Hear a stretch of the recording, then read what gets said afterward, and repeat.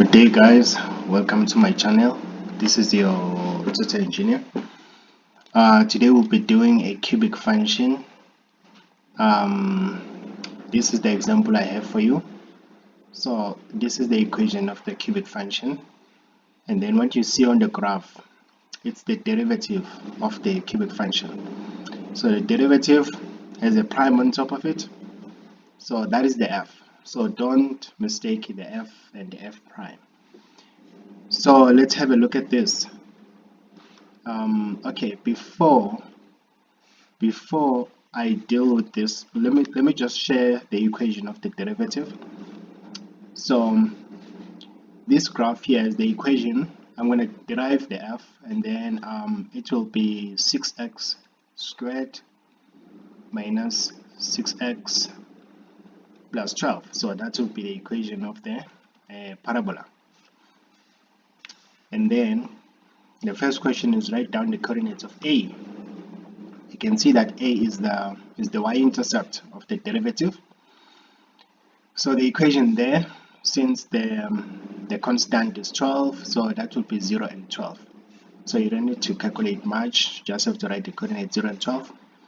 Then the second question, determine the coordinates of B and C. So B and C are the x-intercept of the parabola. So the easiest way to do that is to say on the parabola, sorry, on the derivative, let y equals to 0 to get the x-intercept. Then if y is 0, that would be 6x minus 6x squared minus 6x plus 12 equals 0.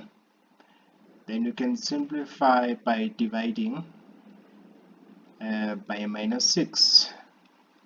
Right, so divide by minus 6, then you'll have x squared plus x minus 2 is 0.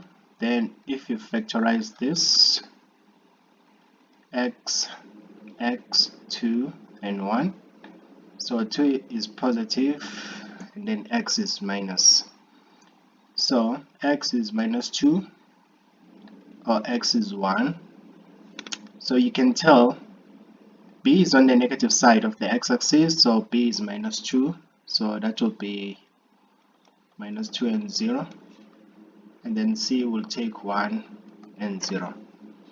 So far so good.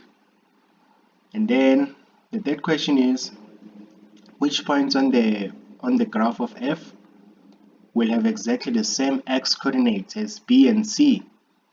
So that's B and C. So remember, this is the graph of the derivative of f. So the graph at point B and C of the derivative has the x-intercept. So that would be the turning point of the cubic function. So that's the turning point, right? And that's another turning point of the cubic function. And you know the cubic function, where the turning point of the derivative, this is the point of inflection. That's what you call point of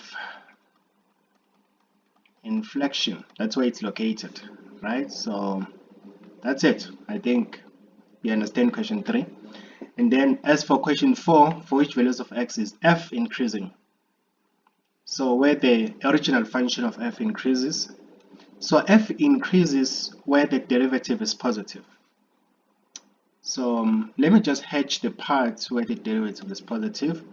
So you can tell from B, the derivative is positive all the way to C. So if the question asks us for which values of x is f increasing, so we'll say from B, which is at minus 2, and then x, which is less than at C, which is x is 1 at C. So those are the values of x. So if you like, you can use the bracket. You can say x is the element of minus 2 all the way to 1. Now let's tackle the last question. Determine the y coordinates of the point of inflection for f. Remember I said the point of inflection is located at the turning point of the derivative.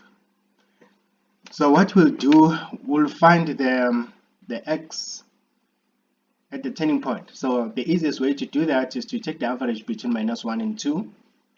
So we'll say the x coordinate is -1 plus 2 divided by 2. That's the average. So that's -1/2. That's the x there. So if we want the point of inflection, we're not going to use the parabola now, because the parabola is the derivative. We're going to use the original function of f to get the point of inflection. We already have the x coordinate, which is -1/2.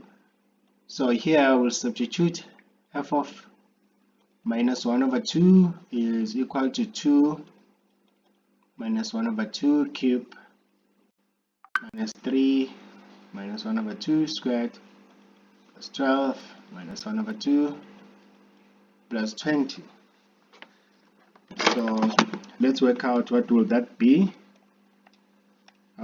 quickly on the calculator. -0.5 squared plus 12 times -0.5 plus 20. So I'm getting 13.5. So if you like, you can convert 13.5 to 27/2. So that's the same as 27/2. So the point of inflection is -1/2 and 27/2, and then that's it. Hopefully you enjoyed today's lesson.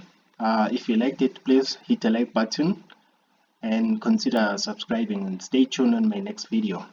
Cheers.